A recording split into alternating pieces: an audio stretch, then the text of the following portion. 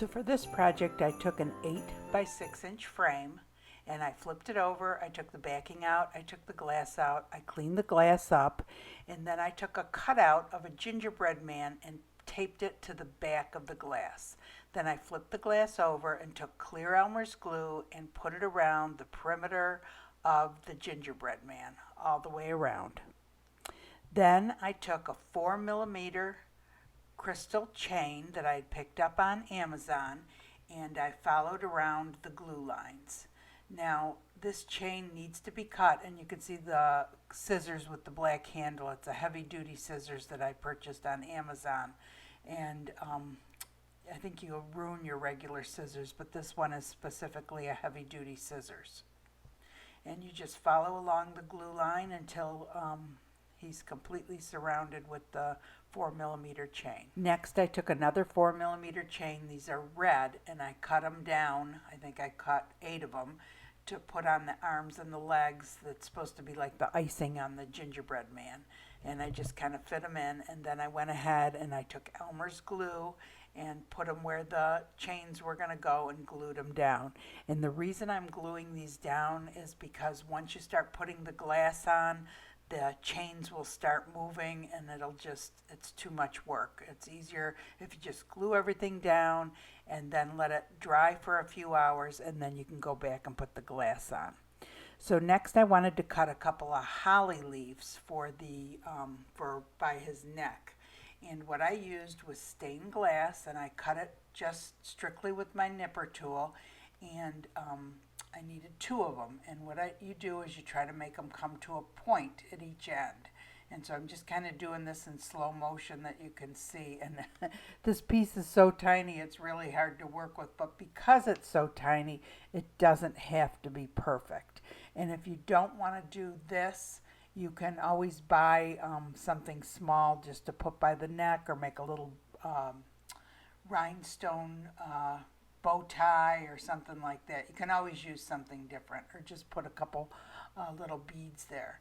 But so anyway, after you get the 2 ends, then you do the 2 sides, and hopefully you can see it. And like I said, they're not perfect, but these ones are so tiny, they're hard to work with, and because they're so tiny, it doesn't really matter, because they'll look cute anyway. And that other one I ended up cutting down a little bit tinier, but this is what they have up at Hobby Lobby, and you could actually take the pearl off and the ribbon that hangs down, and it could be like a bow tie, or if it's a girl, you could keep it as a bow.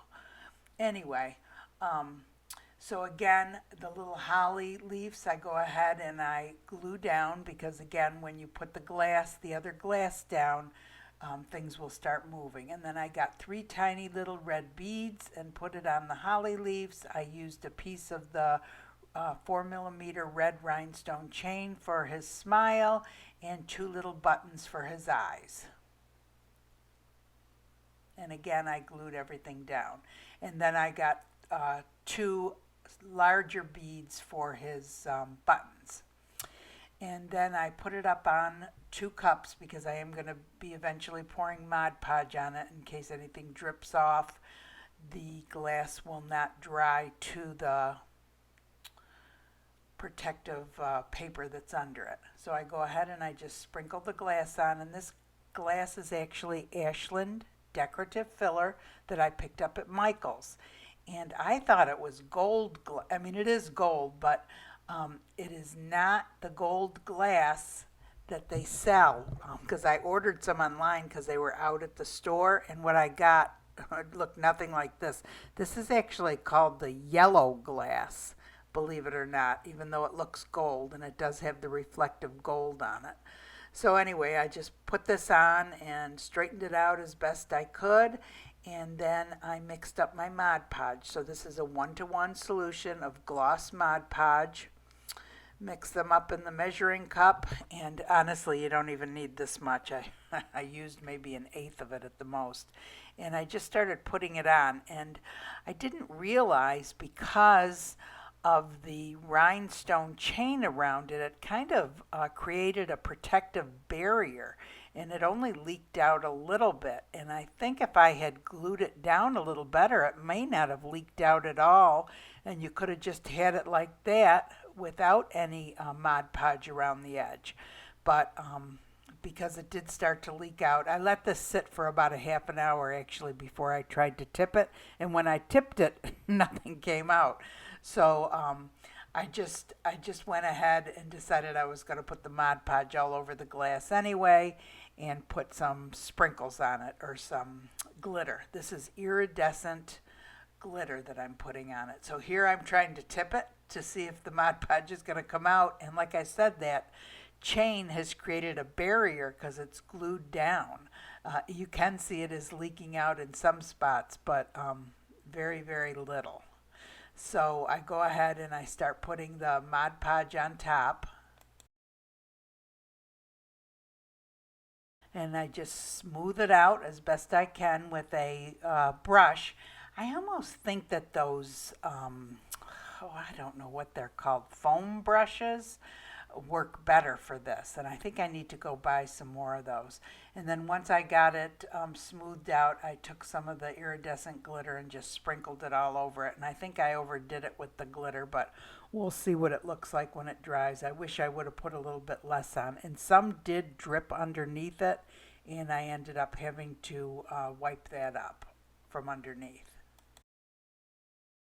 So after 24 hours, I checked the gingerbread man. You have to look from the back, and you can see there's still some glue that isn't dried yet. So you can't tell from the front. The front, when you touch it, it feels hard and dried, but the back is still going to take a little while longer. Now, the thicker, of course, you put the glass, the longer it's going to take to dry. And I have a Christmas tree video out from last year, and you can see the back of it took like 4 days because the glass was so thick. And then it was dry after 48 hours.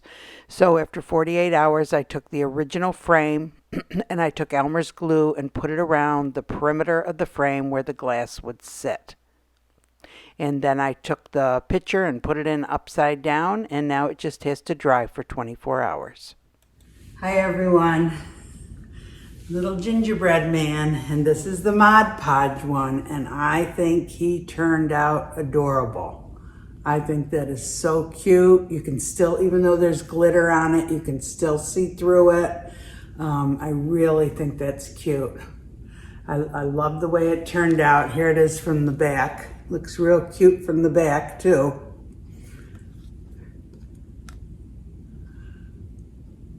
So I was messing around with some different Mod Podge because I have used, I don't know if you've heard of the glitter Mod Podge. Well, there's like mega glitter Mod Podges, and I thought, well, why couldn't you just paint that on there and then you wouldn't have to put the glitter on it? But I did use that over a painting once.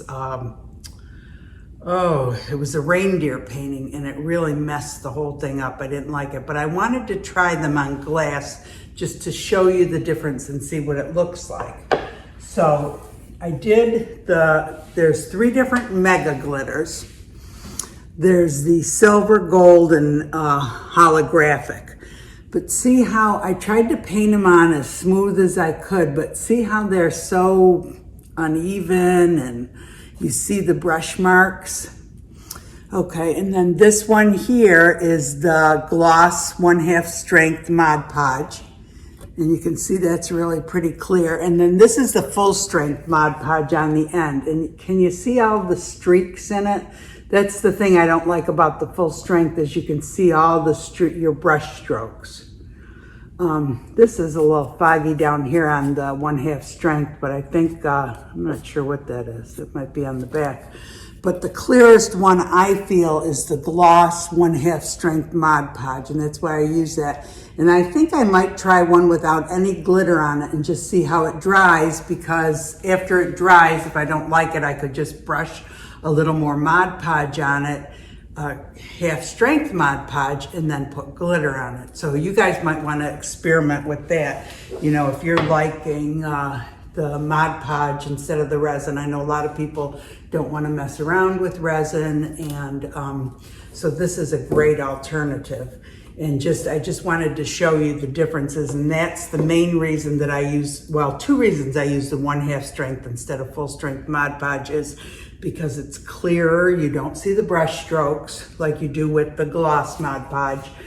And also, it's so thick, if you dump the thick full-strength Mod Podge on the glass, it just all clumps together, and it's really hard to try to control it as far as keeping it in a certain shape. Whereas the 1/2 strength, you can, manipulate it a lot easier, and it dries just as strong.